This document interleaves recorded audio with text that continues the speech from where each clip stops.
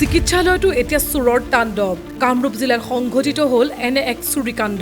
কামৰূপ জিলাৰ পুথিমাৰী চিকিৎসালয়ত নিশা চোৰে চলালে সাফাই অভিযান কমলপুৰ আৰক্ষী থানাৰ অন্তৰ্গত পুথিমাৰী ক্ষুদ্ৰ প্ৰাথমিক স্বাস্থ্য কেন্দ্ৰৰ সৌৰশক্তিৰ 8টা বেটাৰী দুৱাৰ ভাঙি লৈ যায় চোৰে নিশা দুখনকৈ দুৱাৰৰ তলা ভাঙি চোৰে সৌৰশক্তি চালিত 8টা বেটাৰী আৰু এটা মেচিন লৈ যায়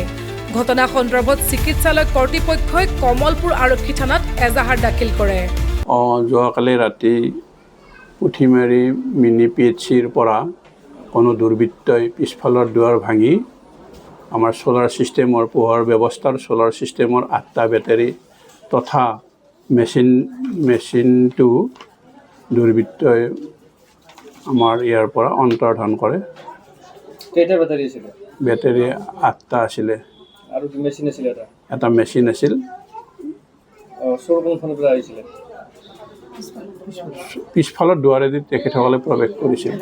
কেইখন দুৱাৰ ভাঙিছে দুখন ভাঙিছে আৰু কি অৱগত কৰিছে আৰক্ষীক ৰাতিপুৱা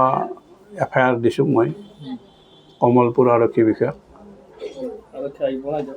এতিয়ালৈকে আৰক্ষী আহি পোৱা নাই আৰু বিচাৰ অসুবিধা হৈছে নিশ্চয় আজি এতিয়া যিহেতুকে আমি FIRখন দাখিল কৰিলোঁ কমলপুৰ থানাত সেইকাৰণে আমি কোনো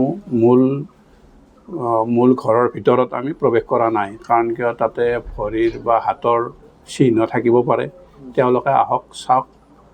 চোৰ কোনফালে সোমাইছে কোনফালেদি ওলাই গৈছে যাতে কৰাত সুবিধা হয় সেইকাৰণে আমি তাত প্ৰৱেশ কৰা নাই আৰু মই এতিয়া লেবৰেটৰীৰ ভিতৰত এটা কক্ষত মই মানুহখিনিক ৰোগীখিনিক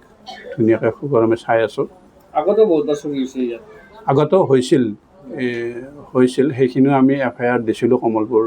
থানাত অন্যান্য বাতৰিৰ বাবে চাই থাকক নিউজ ডেস্ক ৰিপৰ্ট